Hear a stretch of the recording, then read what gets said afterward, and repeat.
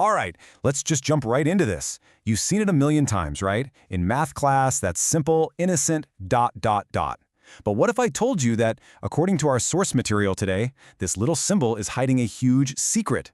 That it's not really a mathematical tool, but more of a smokescreen.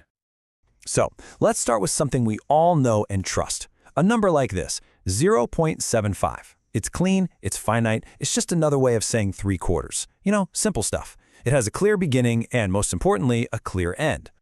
But this is where things start to get weird. What about the numbers that just go on forever? The ones that stretch out into infinity? I mean, how are we supposed to handle those? And that question, it turns out, opens up a really fascinating and, believe it or not, controversial rabbit hole. At the very heart of this whole thing is this little guy, the ellipsis, the ...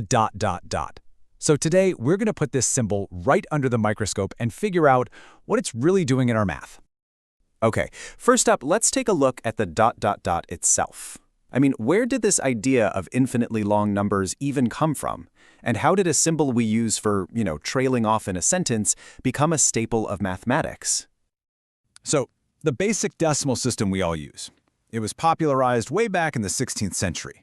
But the really wild idea came later, when some mathematicians decided, hey, what if we just keep adding numbers after the decimal point, forever? This wasn't part of the original plan. It was kind of like a software patch. The whole point of the ... was to represent a procedure, a process. It suggests we can just keep writing down digits, one after the other, forever and ever. It's an instruction, really, not a finished thing. But why? Why did they even need to do this? And that why brings us right to our second section. The quest for a perfect line. See, this whole thing wasn't just for kicks, it was an attempt to solve one of the most fundamental problems in all of math. The big dream was to create a number line that was a true continuum, a perfectly smooth, unbroken line with zero gaps or holes anywhere, a specific point for every single conceivable position. But this dream of a perfect line hits a really interesting snag. Just think about it for a second. Pick any two numbers you want on the number line, no matter how close they seem. Let's say 0.1 and 0.2. Is there anything between them? Yeah, of course, 0.15 is right in the middle. Okay, what about between 0.1 and 0.15? Well, you get 0.125. And between those, you see where this is going? You can play this game forever. You can always find another number to squeeze in between any two you pick. And here's the mind-bending takeaway from that. If you can always find a number in between, it means that no two numbers on the line ever actually touch each other.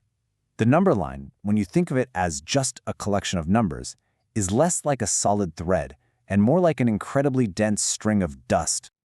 This brings us right to the heart of the matter. Section 3, a mathematical smokescreen. This is where we get to the source's big claim. The ... was invented to sort of pave over this continuity problem. But instead of fixing it, the source argues it just created an illusion, a kind of mathematical magic trick. Here's the problem in a nutshell. That ... implies a task that you can never, ever finish. Not you, not me, not the world's fastest supercomputer. It's describing an infinite process, and because we can never actually complete it, we can never get to a final exact number. And there it is, the central claim from our source, stated as bluntly as possible. It's a smokescreen. It's designed to hide the fact that we can't actually build a perfectly continuous line using just our numbers. The logic here is actually pretty simple. If you can't ever finish writing the number down, how can you do perfectly exact math with it? It represents a journey, sure, but it's a journey with no destination. Yeah, the source really doesn't pull any punches here. The argument is basically that by teaching this idea as a finished, completed thing, we're tricking ourselves into thinking we've solved the continuity problem when all we've really done is hidden it behind three little dots. So what happens when you accept this smokescreen as reality? Well, according to the source, it unleashed what it calls two new monsters into the world of mathematics. The argument is that this trick didn't just hide a problem, it actually created two brand new, powerful, and, well, problematic concepts. And here are the monsters. First, you get untrue continuity, this illusion that we actually did it, that we filled in all the gaps on the number line. And the second is infinity, not as a process, but as a real, tangible thing that we can count and do arithmetic with. And treating these illusions as facts, the source claims, became central to a lot of modern math.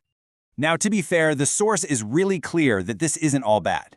This way of thinking has led to some unbelievably useful ideas and breakthroughs. But it's also mixed in some things that, if you look at them from a super strict logical point of view, are kind of nonsense. So where does all this leave us? I mean, do we just throw out calculus and everything? No, not at all. And that brings us to our final section, rigorous versus playful math. The source doesn't want to burn it all down. It just proposes a new way of thinking about it all, a recategorization. Think of it like having two different toolboxes. In one, you have rigorous math. This is the math that is honest about its own limitations, like admitting we can't make a truly continuous line out of numbers. Then, in the other toolbox, you have playful math. This is where we use powerful concepts like infinity to build useful things and get incredible results, even if those concepts aren't technically real in a provable way. And this is the real takeaway. We just need to be honest about what the ... really is. It's not a number. It's a recipe. It's an incredibly useful set of instructions, a procedure. And if we see it as a process instead of a finished object, we get to keep all of its power without any of the philosophical weirdness. And that kind of leaves us with a really fascinating final question to chew on. If something as basic as the ... in math can be seen as a kind of useful fiction, it really makes you wonder, doesn't it? What other elegant smokescreens do we accept as the truth in other parts of our lives just because they seem to work?